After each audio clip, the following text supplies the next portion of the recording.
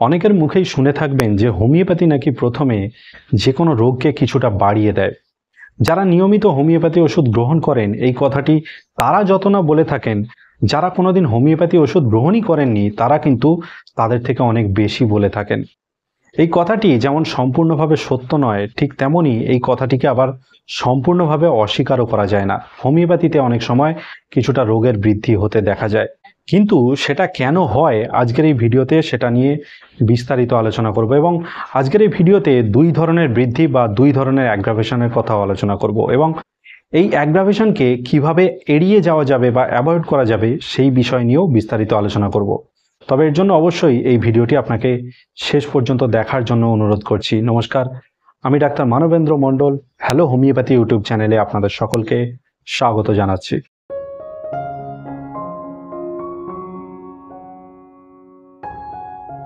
মানুষের শরীরে প্রাকৃতিকভাবেই একটি শক্তি রয়েছে, যেটা বাইরে থেকে আসা যে কোনো রকমের রোগ জীবাণুকে সহজে শরীরের মধ্যে প্রবেশ করতে দেয় না বা তাদেরকে সম্পূর্ণরূপে ধ্বংস করে ফেলে।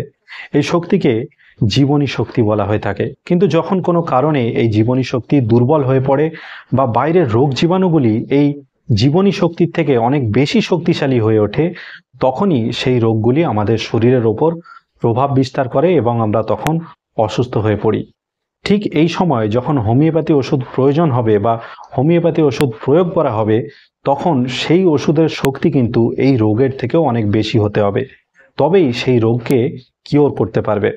সেই জন্য ঠিক তখন যদি কোনো শক্তিশালী হোমিওপ্যাথি ওষুধ মানুষের শরীরে প্রয়োগ করা হয়, তখন আমাদের জীবনী শক্তিও সামান্য কিছু সময়ের জন্য উত্থলিত হয়ে থাকে, যার ফলে আমাদের রোগের লক্ষণগুলি কিছুটা বৃদ্ধি পেতে দেখা যায়। কিন্তু রোগের লক্ষণগুলি বৃদ্ধি পেলেও রোগী কিন্তু তখনও মানসিকভাবে অনেকটা স্বাচ্ছন্দ্য লাভ করে থাকে।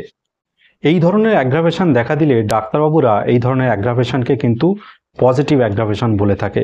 এটা আপনার শরীরের জন্যও ভালো।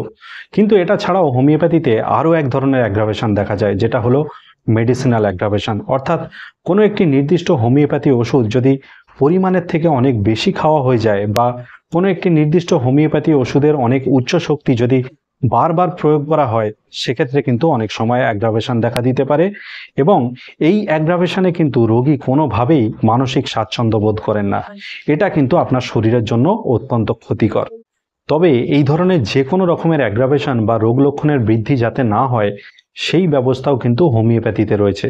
সেটা হলো হোমিওপ্যাথির 50 মিলিসিমাল পোটেন্সি। আপনি যদি যে কোনো হোমিওপ্যাথিক ওষুধকে 50 মিলিসিমাল পোটেন্সিতে ব্যবহার করে থাকেন, তাহলে কিন্তু সেই ওষুধের দ্বারা আপনার অ্যাগ্রাভেশন হওয়ার সম্ভাবনা বা রোগ লক্ষণ বৃদ্ধি হওয়ার সম্ভাবনা অনেকটাই কম থাকে। যদিও হয়ে থাকে, সেটা এতটাই সামান্য হয় যে সেটাকে আপনি হয়তো অনুভব পর্যন্ত করতে পারবেন না।